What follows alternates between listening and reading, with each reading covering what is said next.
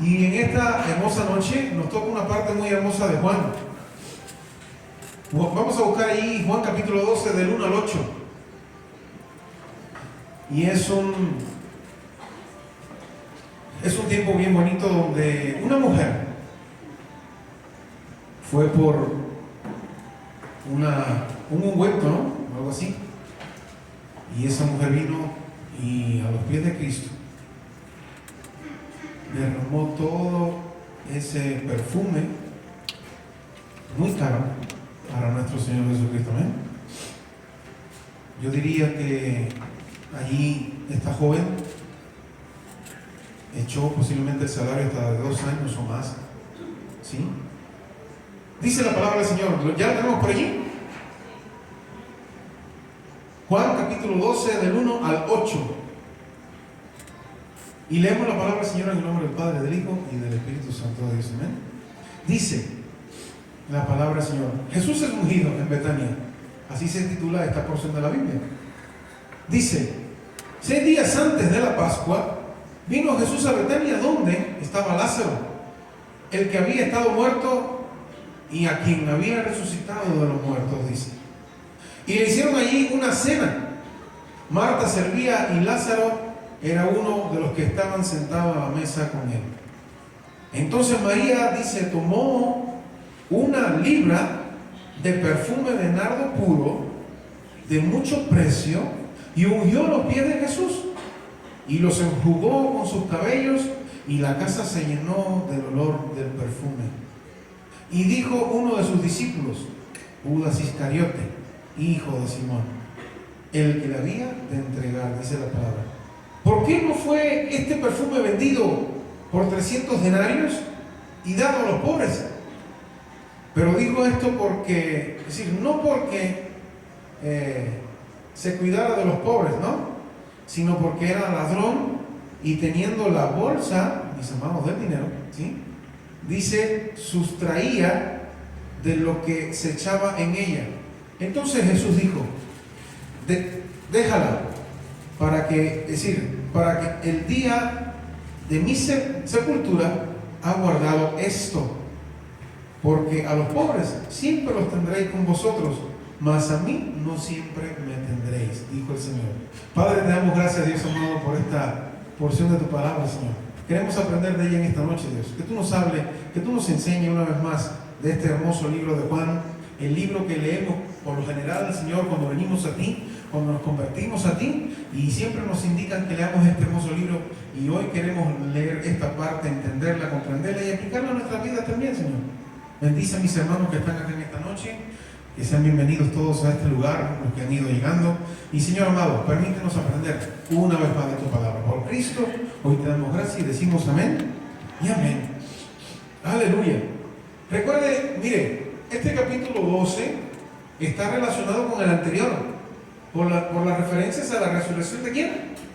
De Lázaro, ¿verdad? Que vimos anteriormente a esto, en todo ese capítulo 11. ¿No? Ahora, y los efectos que esto tuvo entre los simpatizantes y los enemigos también de Jesús, ¿verdad? Ya lo vimos la semana pasada. Con esto se cierra el ministerio público de Cristo, mis amados, y se llega a la conclusión de su conflicto con los judíos incrédulos, ¿no? Y a partir del siguiente capítulo, el Señor llevará a cabo un ministerio totalmente privado con sus discípulos, e inmediatamente después de estos, ya usted sabe, ¿no? Lo que viene, la cruz del Calvario. Recuerde que ahora viene toda la parte de la cena con los discípulos, todas las cosas que él hizo con ellos en privado, antes de que fuera entregado, ¿no? Y eso es lo que vamos a ir viendo luego ahí en los próximos temas, ¿no? Ahora, de nuevo en Betania, mientras los líderes religiosos de Jerusalén preparaban un complot para matar a Cristo, mis amados, ahí nos lo dice Juan, recuerde, Juan del capítulo 11 del 53 en adelante, esa parte no la vimos, ¿sí? Pero realmente nos interesa un poco más pero ahí le damos de tarea a usted, para que usted vea el complot que había para atrapar a Cristo, mis amados, ¿sí? En ese capítulo 11 del 53 al 57, ¿sí? Nos habla de esta parte. Ahora, Lázaro, Marta y María, que le preparaban una cena con el fin de honrarle, por el milagro con el que lo había bendecido tanto, ¿cierto? Había acabado de resucitar a Lázaro mismo. Sin duda, el Señor se encontraba allí en un ambiente de amor, en un ambiente de simpatía que llenaba su corazón de alegría. Eso es lo que estaba sucediendo allí en Betania, ¿cierto? Y eso es lo que estamos viendo en esta hermosa noche. Ahora, vamos a ver. En este momento, ya solo quedaban 6 días para la Pascua, dice la palabra ahí. 6 días antes de la Pascua vino Jesús a Betania. Solamente quedaban 6 días para la Pascua, cuando el Señor sería, usted sabe, sacrificado como cordero pascual. Y por supuesto, este hecho estaba muy presente en su mente y en su corazón. Él sabía lo que había de acontecer, mis amados. ¿Sí? Y no sería de extrañar que también en la familia de Lázaro percibieran que pronto se iba a producir algún tipo de desenlace del cual ellos no estaban preparados, mis amados. ¿Sí? Ahora, ellos sabían que había un complot en marcha para prender a Cristo en Jerusalén, y que por esa razón se había apartado de aquel lugar por algún tiempo. Pero ahora, con su regreso, sus amigos de Betania seguramente volvieron a temer que Jesús pudiera ser arrestado, incluso allí en Betania, mis amados. Y a su manera, cada uno de los 3 hermanos se preparaba para lo que vislumbraban en un horizonte muy, muy cercano. Eso es lo que estaba aconteciendo, mis amados, en ese momento. Ahora, también los discípulos, ¿qué hacían? También los discípulos advertían el peligro que implicaba regresar nuevamente a aquel lugar, como nos dice Juan ahí en el capítulo 11 del 7 al 8. Pero parece que en esta ocasión les animaba el pensamiento de que cuando el Señor llegara a Jerusalén, manifestaría su poder divino y se sentaría a reinar, y ellos juntamente con él. Quizás eso pensaban, mis amados. Evidentemente no querían escuchar lo que el Señor les había declarado con tanta claridad a lo largo del camino: que él iba a Jerusalén para ser ¿qué? Crucificado y resucitar al tercer día. Ya eso se lo había dicho. Pero imagínense, uno no quiere escuchar cosas tal, ¿no? Es como un familiar nuestro que nos diga que en 3 días va a morir. ¿Usted se imagina? Es algo inaudito. Incluso saliendo de la boca del Maestro, saliendo de la boca del Hijo de Dios, se sentía muy fuerte, mis amados. Ahora, la cena en Betania, ¿qué sucedía acá? Recordemos que al terminar el capítulo anterior, los principales sacerdotes, y lo vuelvo a recordar, y los fariseos habían dado orden de que si alguno supiese dónde estaba, lo manifestase para que le prendieran, ¿sí? O prendiesen, como dicen en la palabra del Señor, ¿no? Ahora, como era lógico, sus amigos no tenían ninguna intención de denunciarlo, mis amigos, por supuesto que no, sino que hicieron una cena en su honor. Y eso es lo que está sucediendo y lo que estamos viendo en la noche de hoy. Había una cena en honor a Cristo, a pesar de que había intención de aprenderlo y enjuiciarlo. Ahora, en esa circunstancia, tal grado de identificación con el Señor tendría graves consecuencias también para ellos, mis amados. Es decir que la familia de Lázaro en Betania también corría mucho riesgo. Pero volviendo a la cena, es curioso ver cómo en estos pocos versículos que están representados distintos aspectos del culto: la presencia del Señor, los creyentes resucitados allí con Él, ¿no? La comunión, el testimonio, el servicio y la adoración. Fíjense, qué maravilloso lo que estaba sucediendo en esa simple cena, ¿no? Había comunión, había un testimonio, había servicio, porque dice que Marta otra vez estaba trabajando, dice la palabra, ¿no? Recuerda que ella se puso enojada en aquella ocasión porque trabajó y María estaba ahí escuchando al Señor, ¿no? Ahora, servicio y también hubo adoración. Vamos allá. En primer lugar, ¿qué sucede? Notamos la presencia del Señor presidiendo aquella cena, mis amados. Al fin y al cabo, le habían organizado en su honor y para tener una comunión totalmente con Él. Vemos también a Lázaro, uno que había estado muerto, pero que el Señor había resucitado. Él era un testimonio vivo del poder del Señor y representaba ¿qué cosa? Representa a aquellos que, estando muertos en sus pecados, han sido resucitados juntamente con Cristo, como nos dice la palabra en Efesios capítulo 2 versículos 4 y 6. Ahora, Marta servía nuevamente, expresando de ese modo su amor y gratitud con el Señor. Recuerden, mis amados, no olvidemos que somos salvos para servir al Señor y a los hermanos. ¿Lo sabían? Usted y yo somos salvos para servir. El Señor dice que no vino a ser servido, sino ¿a qué? A servir. Y usted y yo fuimos salvados del pecado, de la muerte y de todo eso para servir de igual manera, mis amados, al Señor en primer lugar y a nuestros hermanos. Recuerden, siempre es algo vertical hacia arriba, servimos al Señor en primer lugar, y es algo horizontal cuando servimos a nuestros hermanos y nos edificamos unos a otros. Amén. Entonces, María, por su parte, tenía su propia forma de manifestar su amor y devoción al Maestro. María siempre muy especial, ¿no? Ella lo iba a hacer entregando a aquello que tenía más valor a los pies del Señor. En eso consistía, ¿qué cosa? Adoración. Entregarle lo que somos y tenemos para honrar su santo nombre.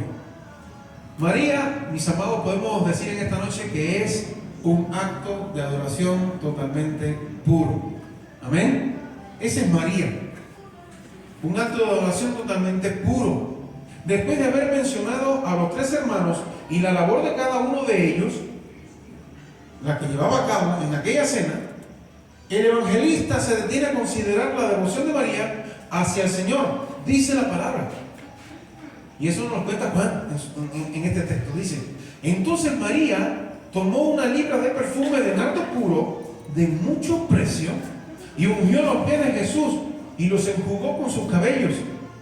Y la casa se llenó ¿de qué? Del olor del perfume, mis amados. Ahora, vamos a ver algunos aspectos ejemplares de este acto de adoración. ¿Qué ofrece María? ¿Qué ofrece María?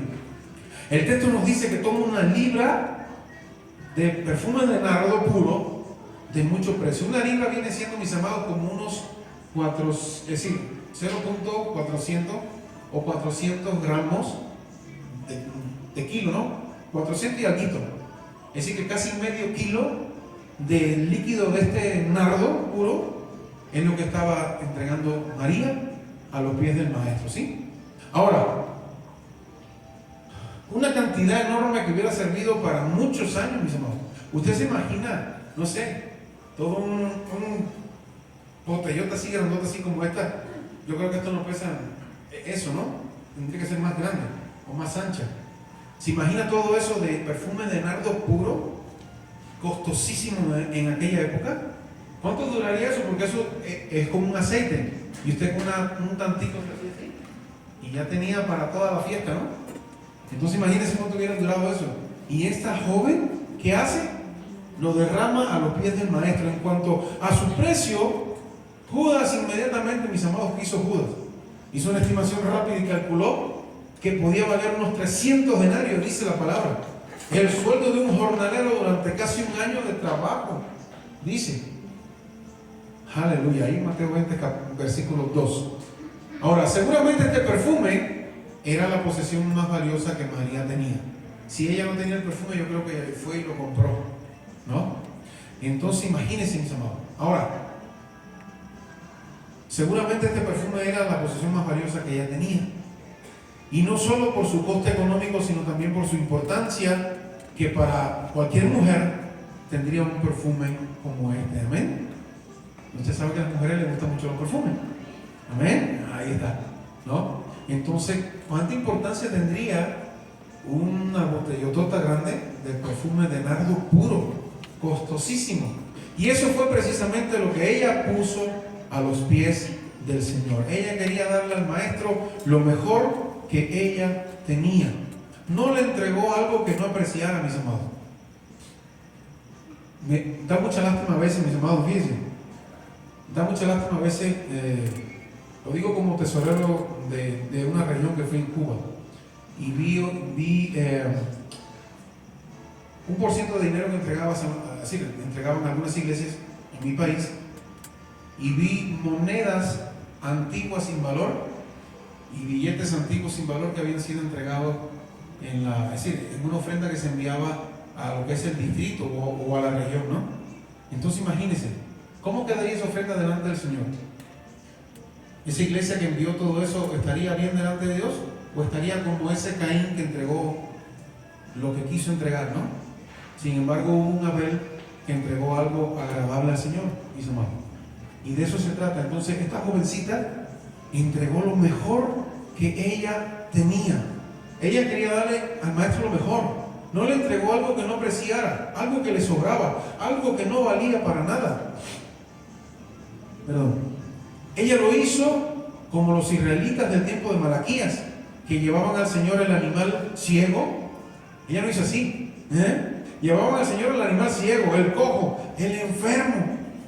Malaquías 1:8 habla de esa gran verdad.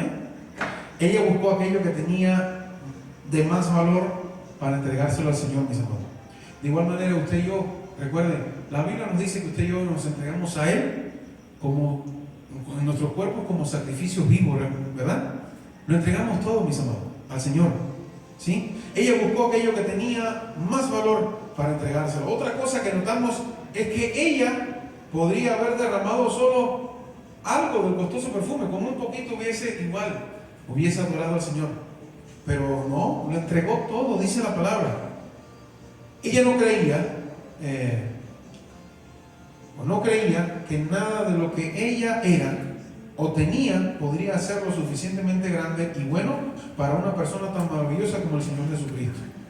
Recuerde que nuestro Señor le dio la vida a su hermano nuevamente. ¿Recuerdan eso? Ella, mis amados, su entrega fue total, fue absoluta, fue sin reservas. No actuaba como aquellos que se contentan con dar una pequeña porción de lo que tienen. Como decía el Señor allí, aquellos dieron de lo que les sobraba. Pero esta mujer que está acá dio todo lo que tenía. La mujer que dio las 2 blancas para el Señor, ¿recuerdan? ¿No? Entonces, de esa manera igual. De ese modo, no actuaba como aquello, como dice el Señor, con dar una pequeña porción de lo que tienen, para que de ese modo sentirse tranquilos, porque ya han cumplido con su deber con el Señor. Eso no fue lo que hizo María, mis amados.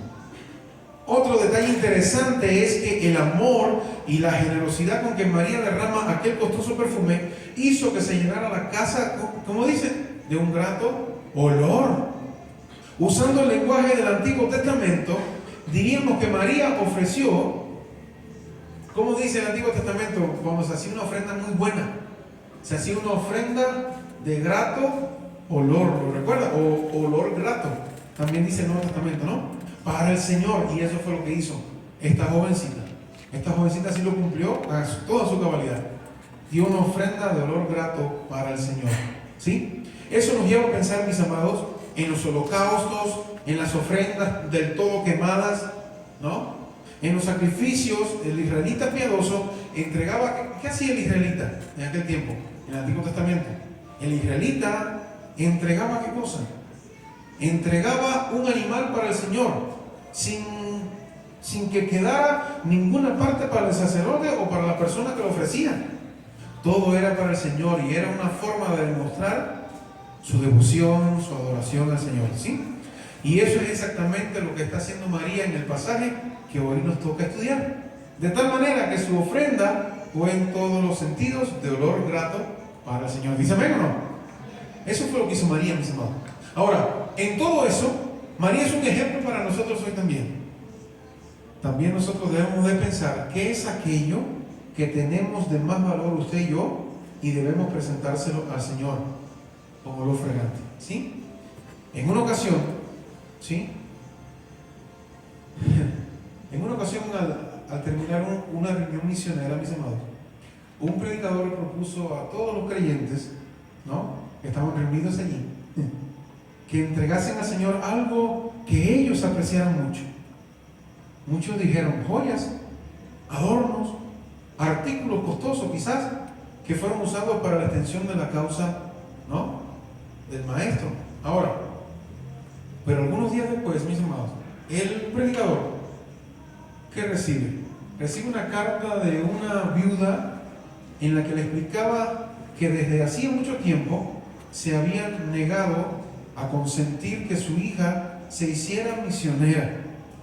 ¿Me escuché bien? No quería separarse de su hija. Por amor a Cristo, había decidido no oponerse más y quedaría a su hija como su más valiosa ofrenda. Es decir, su hija hacía mucho tiempo, quería irse como misionera a otro país.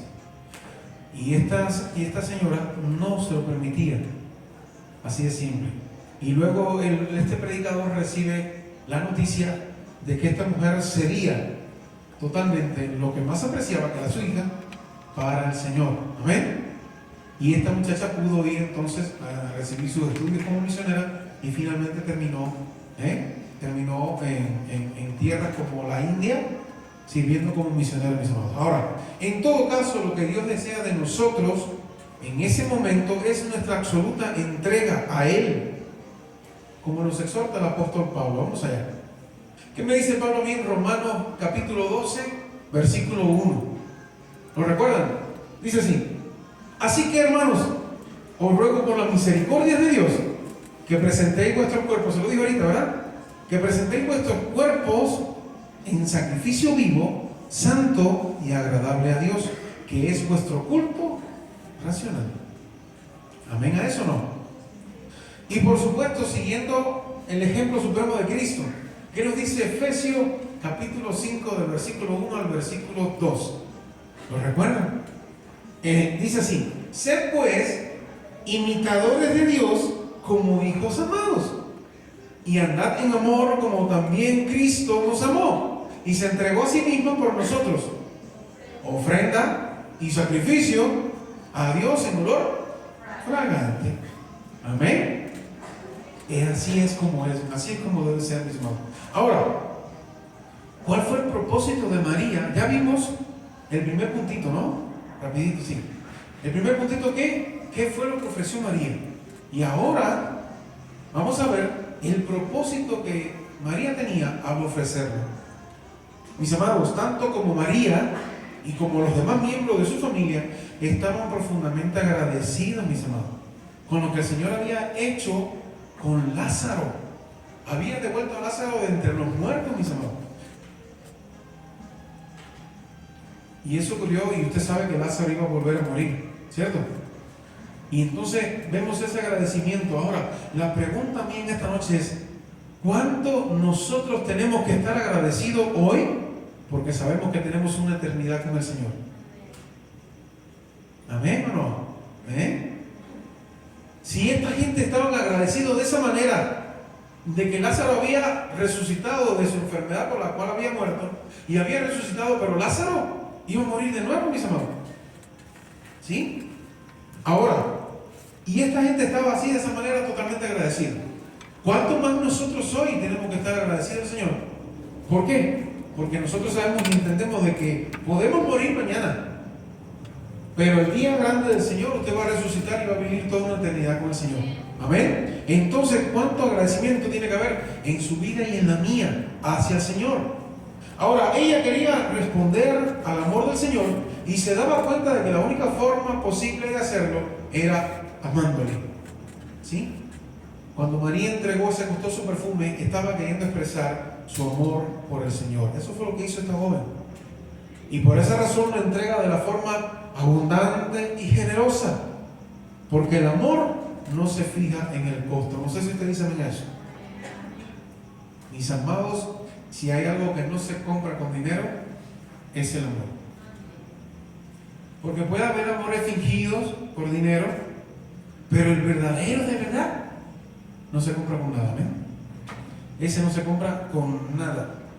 Pero no solo eso, también quería mostrar el valor que para ella tenía la propia persona de Cristo. Sabía que no había nada demasiado valioso que le pudiera entregar. Él era digno de recibir todo cuanto ella tenía. Amén. Incluso cuanto ella era. Todo eso se lo quería entregar al Señor. Así que le entrega aquel valioso perfume para expresarle su adoración y admiración también. Y en esto también su devoción se expresó sin límites, mis amados. ¿Sí? Ahora, quien no haya sido salvado por Cristo y haya llegado a conocer su grandeza de una forma personal en el Señor, difícilmente podrá entender lo que María hizo, claro, y tampoco podrá ofrecerle su amor y adoración como ella lo hizo. ¿Sí? Solamente lo que conocemos bien a Cristo y sabemos de dónde Cristo nos ha sacado y lo que Cristo ha hecho por nosotros, es que entendemos entonces cuán agradecidos podemos ser con Él. Ahora, para adorar al Señor de ese modo, previamente es necesario haber nacido de nuevo. Claro, una persona que no conoce a Cristo, una persona que no se ha entregado al Señor, es imposible que lo pueda amar, adorar de esa manera. Hay que conocer al Señor, hay que haberlo recibido también. Ahora, por último, la forma en que lo entrega, mis amados. Ya vimos qué fue lo que entregó. El segundo punto, ¿cuál era? ¿Lo recuerdan o no? El propósito al entregarlo. Y ahora el tercero y último, la forma en que entrega su ofrenda a Cristo. El texto nos dice que ungió los pies de Jesús y los enjugó con sus cabellos, mis amados. Era normal, muy normal, lavar y ungir con ungüento los pies de los invitados en aquella época, dado que en aquella zona el calor era muy intenso y las sandalias que usaban dejaban expuestas al sol la piel de los pies. ¿Y qué pasaba? Pues se resecaba muchísimo la piel de los pies en aquella época. No sé si usted ha usado sandalias alguna vez. ¿No? Es increíble, ¿no? Allá en Cuba había unas que tenían un nombre muy común. ¿Cómo le decían? Y eso fue en mi país un boom. Las sandalias aquellas, ¿no? Creo que decían las prácticas, ¿no? Prácticas. Incluso creo que se llamaban así. Que son bien bonitas. Y acá en la tienda he visto algunas nada más. Así le decían prácticas, algo así. Y eran muy bonitas. Ahora, mis amados, era normal lavar los pies de las personas invitadas a las casas porque se les resecaba su piel. Ahora, tampoco había nada extraño en el hecho de que fuera una mujer quien lo hiciera. Pablo enumera, ¿no?, el lavar los pies de los santos entre las buenas obras de una vida cristiana. ¿Lo recuerdan?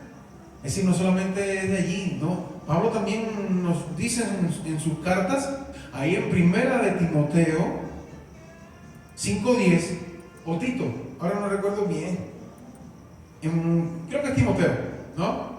5:10, Primera de Timoteo, claro, 5:10, ahí está. Que Pablo nos habla acerca de esa gran verdad, pero lo que no era normal es que se ungieran con un perfume tan costoso y que luego los enjugara con sus cabellos. Ahí sí no. Se lavaban los pies de la persona y se secaban con una toallita, normal, ¿no? Pero esta chica, esta joven, ¿qué hizo? No, con sus cabellos. Ahora, tal vez usted y yo podemos pensar que un perfume así habría sido más apropiado usarlo para ungir la cabeza del Señor en lugar de sus pies.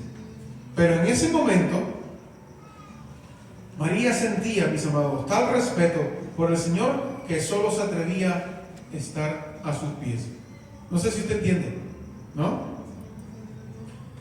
Imagínese, ella lo que hizo fue caer de rodillas, echarle el ungüento, el perfume y enjugar sus pies con sus cabellos, ¿sí?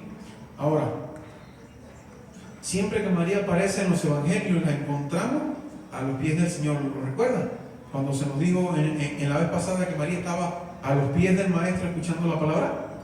Entonces había estado escuchando la palabra a sus pies en los días de tranquilidad, ahí en Lucas 39, capítulo 10, versículo 39. Había buscado consuelo a sus pies en los días de tristeza y dolor. ¿Recuerdan a Juan 11:32? Cuando se lanza a los pies del Maestro y le dijo todo lo que le dijo el Señor. Entonces, ahora vuelve a estar a los pies del Maestro para demostrarle gratitud. ¿Y qué más? Y adoración también. Entonces, imaginamos, usted y yo hoy, que para poder ungir los pies del Maestro con sus cabellos, tuvo que haber estado prácticamente postrada sobre su rostro, mis amados. No sé qué tan largo podría ser el cabello de María, pero tenía que estar bien cerquita, me imagino, de los pies del Maestro. Ahí su rostro en tierra casi, ¿no?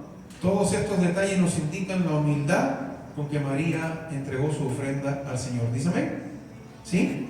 Ahora, último, no le importó lo que dijeran los demás. Y ahí está lo que nos corresponde también a usted y a mí, y eso tenemos que aprenderlo hoy. No nos importe lo que digan los demás.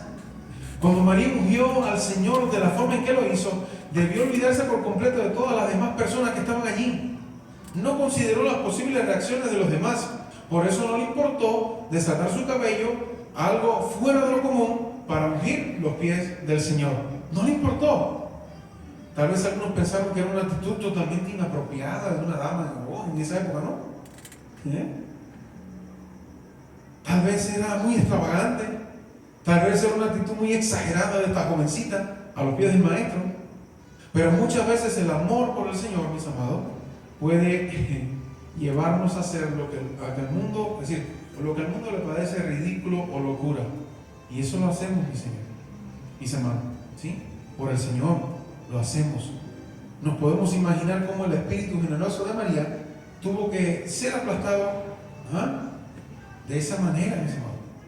Ahora,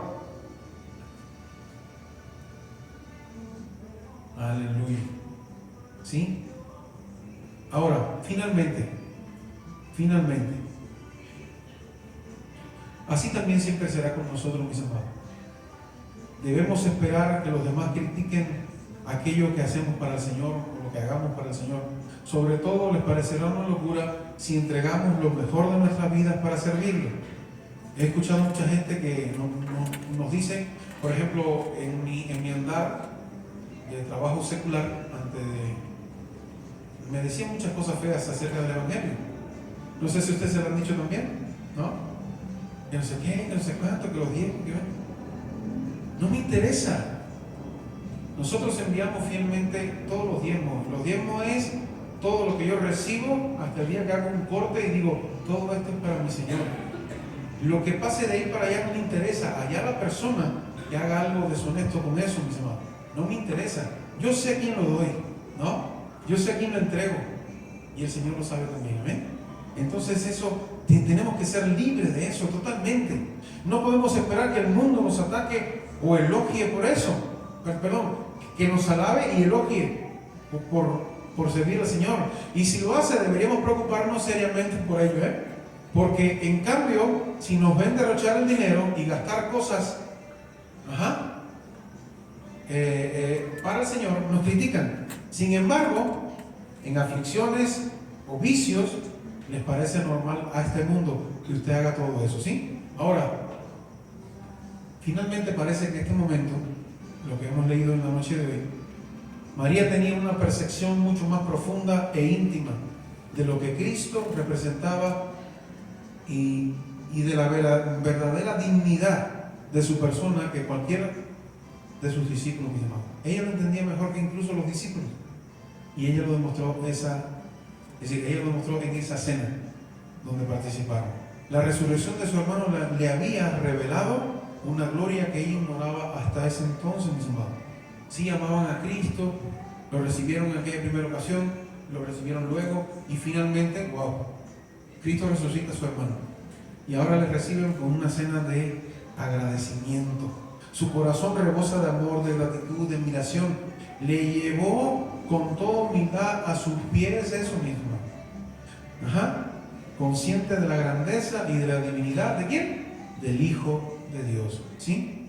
Presentía que había llegado la última ocasión para dar testimonio de ese aprecio, mis hermanos. Incluso el Señor lo dice. ¿Qué dice el Señor? Ahí, en su Biblia. ¿Qué dice el Señor? Dice, entonces Jesús dijo, déjala. Para el día de mi sepultura ha guardado esto, dijo el Señor. Versículo 8 que nos dice, porque a los pobres siempre los tendré con vosotros, pero más a mí no siempre me tendréis. El Señor sabía y por eso estaba de esta manera hablando a sus discípulos, mis amados. ¿Sí?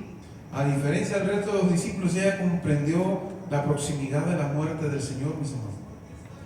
Algo que el resto no quiso aceptar a pesar de la claridad con que el Señor les había hablado. ¿Amén? ¿Entendemos en esta noche lo importante que es agradar al Señor? ¿Adorar a Dios? Pongámonos en pie en esta hermosa noche, mis hermanos.